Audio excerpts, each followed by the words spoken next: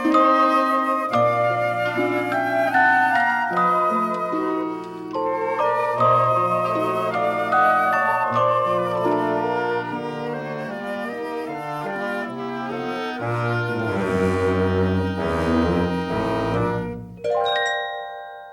this is B-Dub, and welcome to a new episode of Clearing My Head.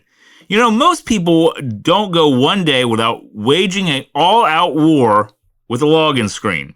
Maybe you can't remember which email you used or which password goes with what email on what site that you're on, or the two-factor stuff that you have to do, or the vague CAPTCHAs that you have to, put all the letters and numbers in to try to get through and get logged into whatever site you're going to.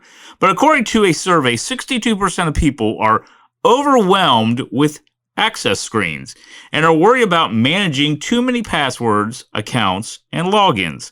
Now, 85% of people think it's worth it to some degree because they believe they're more secure, and 64% feel confident in their cyber security knowledge. But over half admit to sharing their password with others, 40% admit to reusing passwords, 24% write down their passwords, and 19% keep them listed in a file on their computer or in a notes app.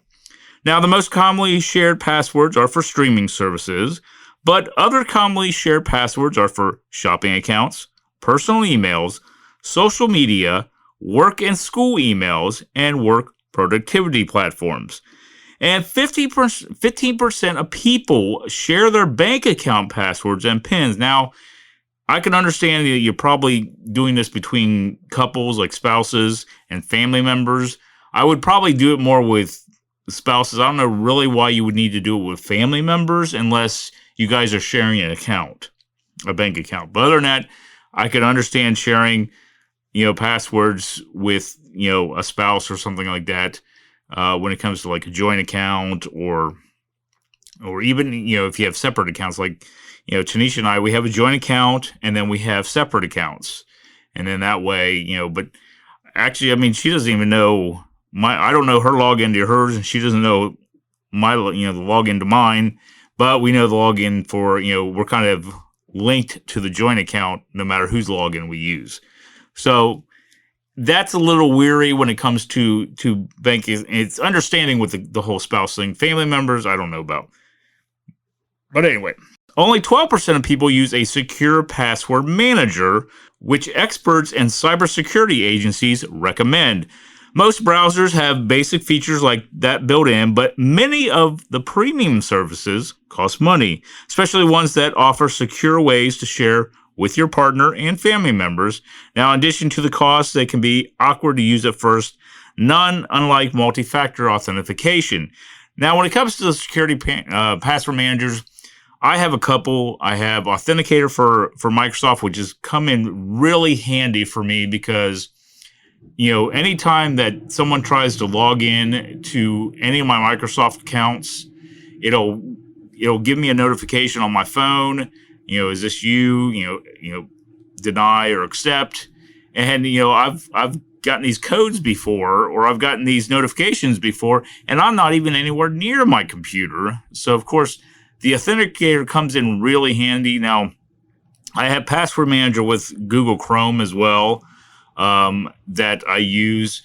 So the basic thing, between those and doing the two-factor authentication, it's better to keep those as secure as possible. And don't be afraid, especially if you're using authenticators and stuff, to using multiple passwords for, for these websites, because you just never know who's going to get access to your information.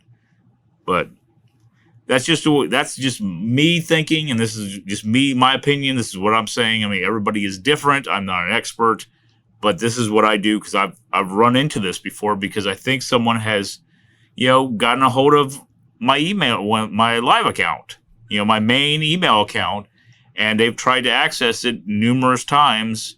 And with that authenticator I have, it's helped out somewhat, that I believe. I don't think they've been able to access anything else other than that, or try to access anything else other than that. So, But yes, using the secure password managers, like I said, like with Authenticator, doing the two-factor authentication, whatever you have to do to keep yourself safe and your information. But other than that, thanks for listening to this episode of Clearing Out My Head. Don't forget you can listen to Clearing Out My Head on all major podcasting platforms. Also, you can check out my podcast page on Spotify where you can listen to past episodes. Check out my social media links or leave me a message. But until next time, this is B-Dub. Thanks for listening, and I hope you join me next time as I continue with Clearing Out My Head. Show's over. And we're done. We've already run out of time again. And this is where we say goodbye. Goodbye. Don't say goodbye. Who'd like to hang around and help clean up? That ended well.